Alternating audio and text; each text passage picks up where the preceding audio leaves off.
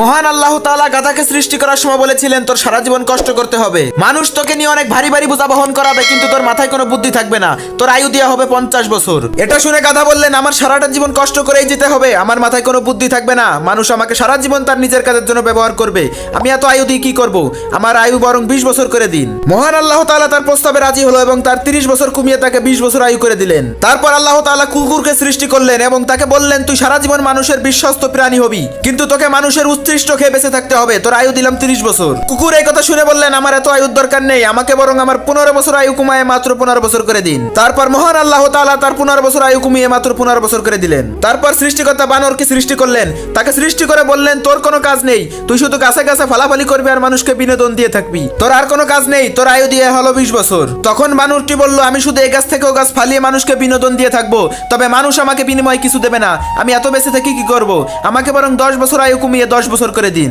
তখন সৃষ্টিকর্তা রাজি হলো এবং তাকে 10 বছর কমিয়ে 10 বছর করে দিল আয়ু।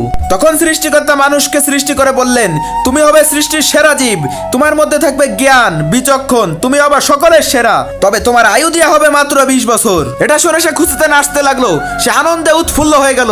পরক্ষণে সে ভেবে দেখলো তার আয়ু দেওয়া হয়েছে মাত্র 20 বছর। তখন সৃষ্টিকর্তাকে বললেন সবার থেকে সবকিছু আমাকে বেশি দিলেন, কিন্তু আয়ুটা একটু কম হয়ে গেল না, আপনি বরং আমাকে আর একটু আয়ু দেন, গাধার রেখে যা 30 বছর, কুকুরের রেখে যা 15 বছর আর বানরের রেখে যা 10 বছর, এটা আমাকে দিয়ে দেন।